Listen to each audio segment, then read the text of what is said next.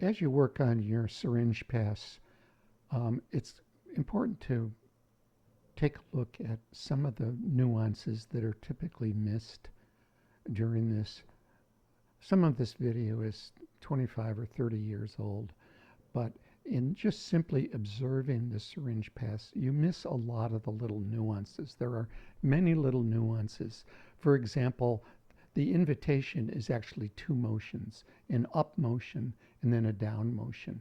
And the way the syringe is passed, the location, the positioning of the assistant's hand, and the return of the thing all have a lot of little nuances. For example, if you look here, the syringe is being passed near the top and the assistant touches the doctor's hand there, so there's no question. And then you never take a syringe and press with your thumb. It's never done with the thumb. So there's the pass with the touching of the two fingers and the handing of the syringe up near the top so that you can easily reach it with your finger and do not have to reposition the syringe. So the location of the pass and where the plunger is very important. As you study this, this is us training Ingrid, someone with no prior dental assisting training at all. This is how we've always trained all of our people in this kind of a situation where we sit down, we break each complex procedure down into small steps, and then we pay attention to all the little nuances in each step, and then we repeat it over and over again until it's automatic and you don't have to think about it. There you can see Joy is returning the syringe. Ingrid is taking it, touching Joy's fingers. So there's never a confusion about who has control over the instrument. And the assistant and the doctor are never moving at the same time. So as you look at this, I'll do this in slow motion. 1, 2, 1, 2. And then I hold my hand steady. Ingrid comes in. There's the invitation.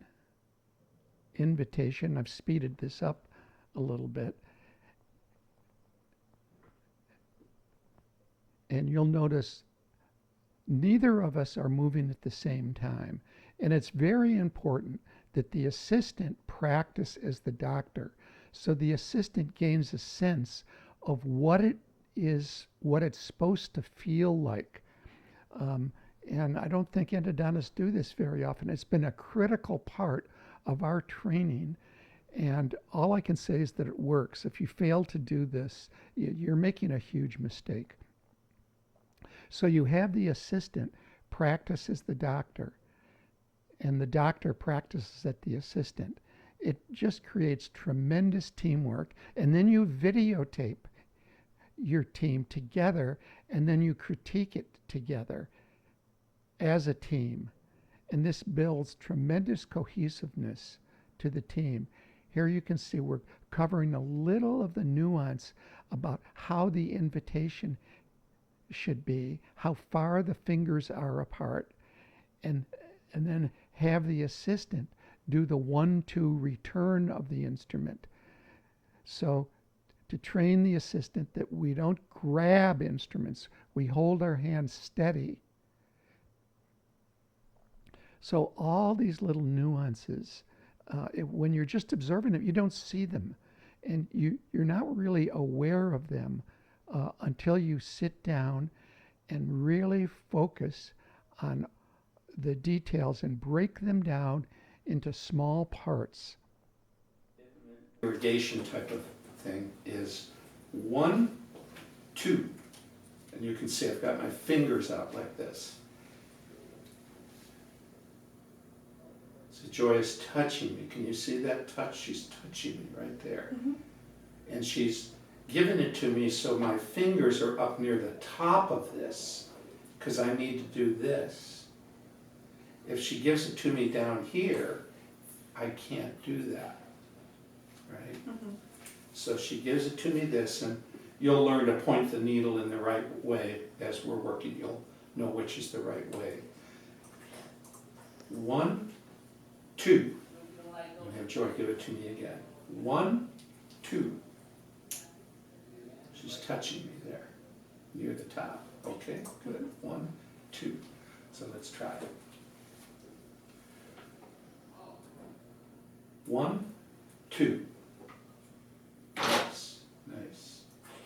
1, 2. You need to tip me. That's it.